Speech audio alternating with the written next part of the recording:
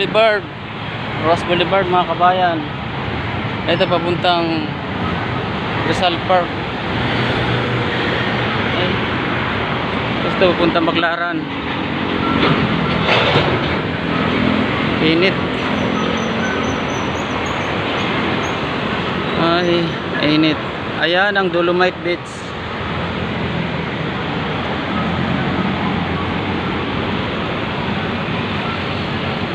Makapunta nga doon sa loob.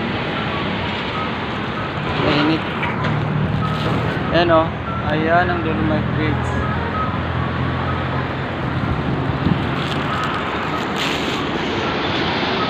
Ayan ang Ross Boulevard, Manila Bay.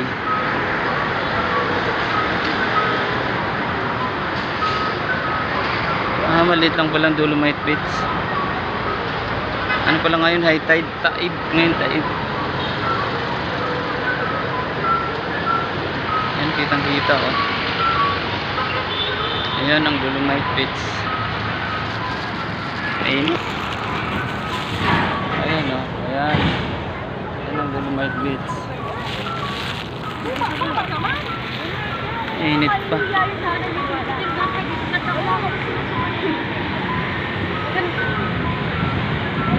Ayan, US Embassy. Tapos Dolomite Beach.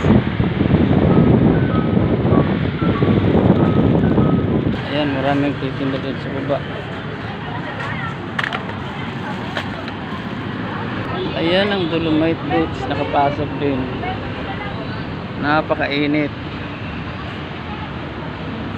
Ayan, ang pagpasok mo dito, akit kayo ng 1, 2, 3. Maliit lang pala to. Pasyal-pasyal kahit mainit. Mamaya pa itong maraming tao. Ay, ito na pala siya oh. Nakapasok din sa wakas. Napakainit. Ayan, may ano pala doon oh. Ano ba yun? Hotel to go. Hotel pala yun. Kala ko barko. Ayan, ang Manila Biwok Dolomite Beach. Ito ay ginawa noong administrasyon ni Pangulong Rodrigo Roa Duterte bilang bahagi ng Manila Bay Rehabilitation Program alinsunod sa Mandamus Order ng Korte Suprema. Ang Dolomite Beach ay may habang 500 metro at lapad na 60 metro na may tinatawag na geoengineering intervention. Tama na yung pagbabasa ko. Haba pala to hanggang doon pala oh.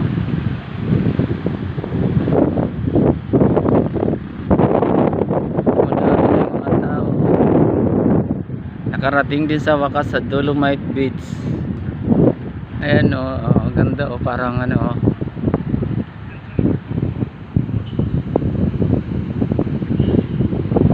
Hindi ko makita. Ilang minuto na to. Kita lang minuto. 3 minutes pa rin. Ano pa ito? Yung parang bato na pino. Ay, hindi ano. Bato na pino. Hindi yung buhangin.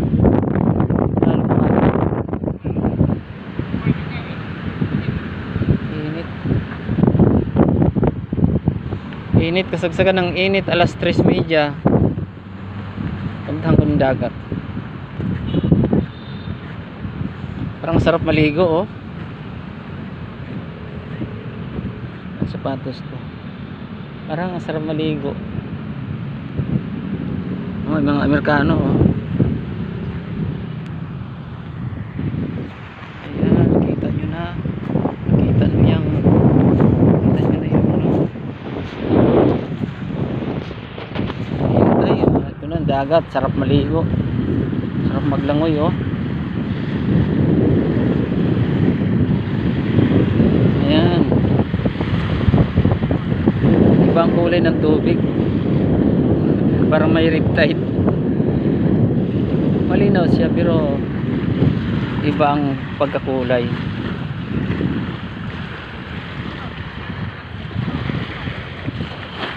Ayan ang Manila Beach, Manila Dolomite Beach. Parang nasa ibang bansa ka, tingnan mo. Ayan.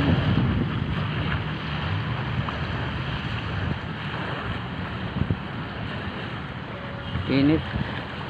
Hotel Tugu pala yun. Parang ano eh, luxury ship na ano, pampasaherong barko. Hotel pala yun.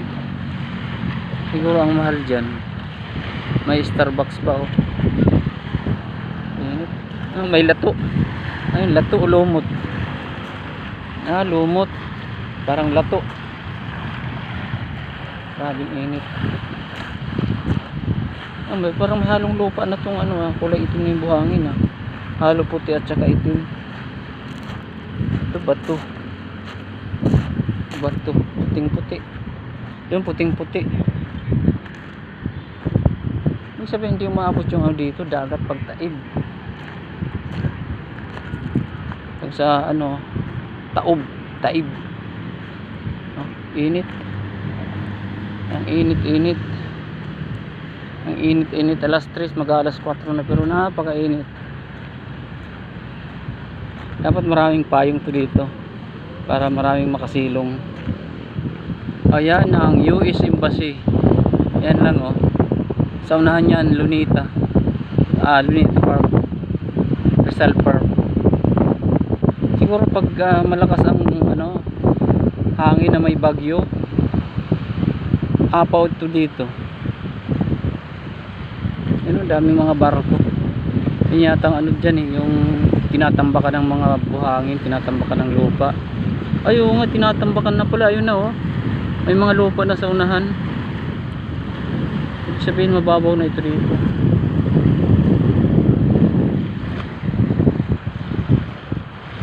Pag sa probinsya masarap maligo pag ganito oh. Malinaw ang tubig, malinaw ang dagat. Amoy dagat oh. Hindi siya clear na ano, may halong parang mapula-pula.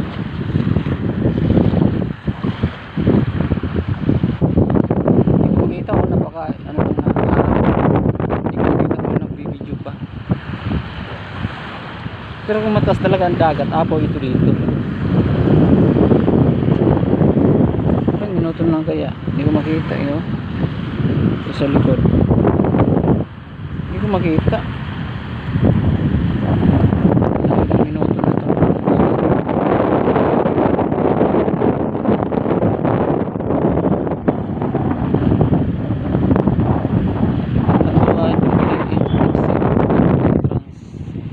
Punta ko to doon.